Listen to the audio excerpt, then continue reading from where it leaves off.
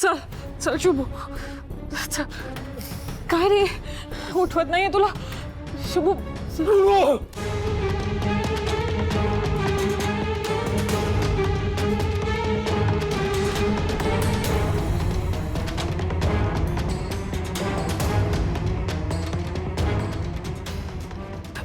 रक्त थांब थांब थांब तुला पाणी पाणी संपले. थांब काकू मी आले.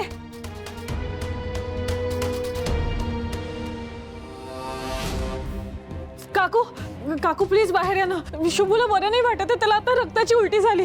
प्लीज बाहेर या ना. त्याची कंडिशन खरंच खूप सिरियस आहे. प्लीज या ना बाहेर. मॅडम तुम्ही ज्याच्याबद्दल मला बोलताय ना त्याच्याशी आमचं काही घेणं देणं नाही हो. तो जिवंत राहिला काय मेला काय आम्हाला काही फरकच पडत नाही. तो आमच्यासाठी मेलाय. तुम्ही या की. काकू असं काय करता. या ना बाहेर. त्याला मॅडम तुम्हाला जावा म्हणून सांगतोय मी. निघा तुम्ही. सॉरी.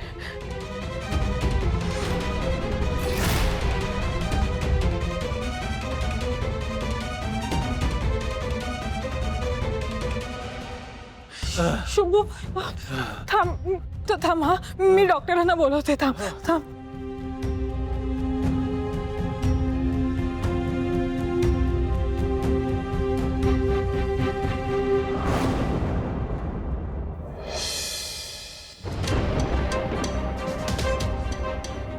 मी मोक्षाचं ऐकून सही केली नाही. ही चूक केली का? बाबा माझी वाट बघत असतील.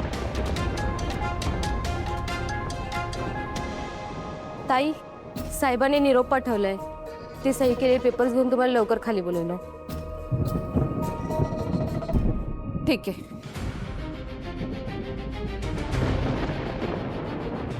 बाबांनी पेपर सही करून मागितलेत. पण जर मी तसं केलं तर मोक्षाला दिलेला शब्द मोडल्यासारखं होईल. तिला फसवल्यासारखं होईल. तर काय करू मी?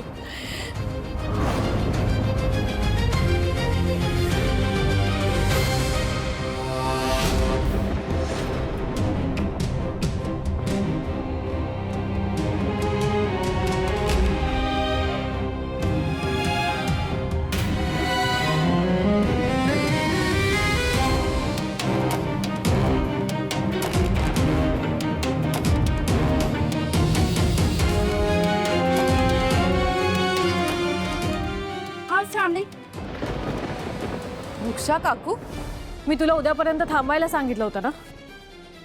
हो मोक्षा, पण बाबांना पेपर्स हवेत सही करून काय करू मी? मला सही करावीच लागणार आहे. मी बाबांचा शब्द नाही मोडू शकत. पण मी तुला त्याची गोष्ट सांगणार आहे ना. ती ऐकून तुझ्या पायाखालची जमीन सरकेल. मोक्षा बास. मला तर शुभू बद्दल एक शब्द ऐकून घ्यायचा नाही. ऐकावं लागेल. तुला प्रत्येक शब्द ऐकावा लागेल. कारण एकदा तूच म्हणालेलीस की कधीच चुकीच्या माणसाशी लग्न करू नकोस. मग आता खरं काय ते ऐक.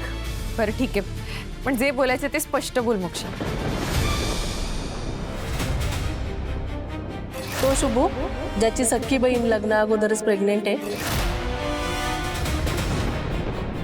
कोण शुभू? शुभू नावाचा या घरात कुणी राहत नाही हो. माझा पोरगा होता शुभू, पण तो मेला काल. त्याच्या या घरात मी श्राद्ध बी घातलंय.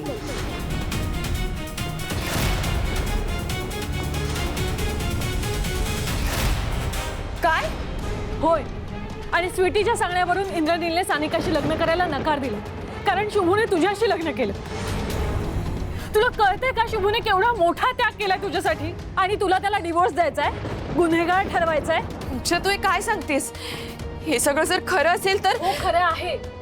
श्रावणी त्याला त्याच्या आईने घरातून हाकललंय आणि त्याला ते रक्ताचे उलटे होत आहेत. हे मी त्याच्या आईला सांगितलं तरी त्याच्या आईने त्याला घरात घ्यायला नकार दिला. काय बोलतेस तू? त्याला रक्ताची उलटी झाली. कसा आहे तो आणि कुठे आता? तो आता खूप सिरियस कंडिशन मध्ये आणि मी त्याला आत्ताच हॉस्पिटलाइज करून आले. तो मनाने आणि शरीराने पूर्णपणे खचलाय ग.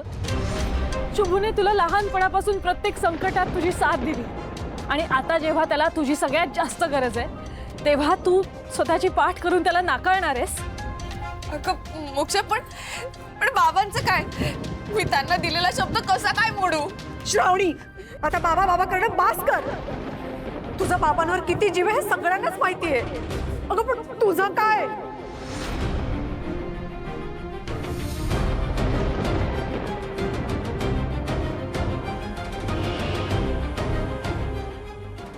हे तुझ्या आईने लिहिलेलं पत्र. यात त्यांनी असं लिहिलंय की तुला तुझ्या बाबांच्या आयुष्यभर काळजी घ्यायची आहे. अगं पण स्वतःचं आयुष्य उद्ध्वस्त करून असं नाही लिहिलंय. श्रावणी, सावित्रीने सुद्धा यमाशी लढून सत्यवानाचे प्राण परत आणलेत. तुला सुद्धा अशीच परीक्षा द्यायची आहे. उद्या वटपौर्णिमा आहे. तुझ्यातली पतिव्रता जागाव. श्रावणी, अगं ज्याने स्वतःच्या आयुष्याची होळी केली आणि तुझं आयुष्य वाचवलं, असा तो तुझा नवरा हॉस्पिटलमध्ये मरणाच्या दारात उभा आहे. रक्ताच्या उलटा करतोय तो. आणि तू इथे तुझ्या बाबांच्या अहंकाराचा विचार करत बसलीयस. श्रावणी, अगं इतकी स्वार्थी कधीपासून झालीस तू? मी तुला जन्म दिला नसला तरी मी या घरात तुला पोटच्या लेकीप्रमाणे मानलंय. तुला सख्या आईप्रमाणे जीव लावलाय. पण आज मी तुला सांगते, जर तू शुभूला या अवस्थेत सोडलंस, जर तू हॉस्पिटलला नाही गेलीस आणि तू जर या पेपरवर सही केलीस तर आजपासून तुझी ही दुसरी आई सुद्धा तुझ्यासाठी मेली म्हणून समज.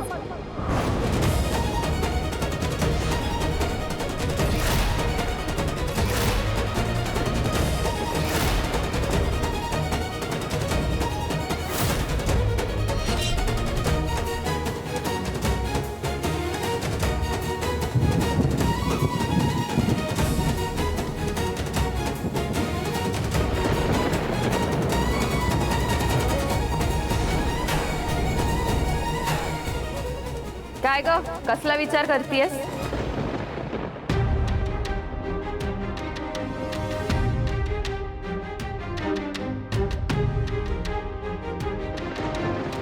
काय हॉस्पिटलला जाऊ की नको शुभूला भेटायला याचा विचार करत बसलीयस? की आता बाहेर गेले तर बाबा काय म्हणतील याचा विचार करत बसलीयस? श्रावणी, काकू जे म्हणाली ना ते बरोबर म्हणाली. उगाचे नको ते विचार करत बसू नकोस. अगं हे बघ, आयुष्य ना आपल्याला एकदाच मिळतं. आणि उद्या वटपौर्णिमा आहे. स्वतःच्या पत्नी धर्माला जाग. अगं नाही, तुला कळतच नाहीये का? शुभू तुझा खराखुरा साथीदार आहे श्रावणी. अगं स्वतःच्या जीवावर खेळून त्यांनी तुझं आयुष्य वाचवलं. सगळ्यांसमोर तुझ्या गळ्यात मंगळसूत्र बांधलं ना, आणि तू काय करतेस? वा, इथे विचार करत बसलीस. श्रावणी, हा मूर्खपणा करू नकोस. हा, जा आत्ताच्या आत्ता जा आणि शुभूला भेट. अगं शुभूला भेटल्याने तू बाबांची गद्दारी करतेस असं होणार नाहीये. जा श्रावणी, जा. श्रावणी, अगं ज्याने स्वतःच्या आयुष्याची होळी केली आणि तुझं आयुष्य वाचवलं, असा तो तुझा नवरा हॉस्पिटलमध्ये मरणाच्या दारात उभा आहे. रक्ताच्या उलटा करतोय तो. आणि तू इथे तुझ्या बाबांच्या अहंकाराचा विचार करत बसलीयस. श्रावणी, अगं इतकी स्वार्थी कधीपासून झालीस तू? उद्या वटपौर्णिमा आहे. तुझ्यातली पतिव्रता जागाव.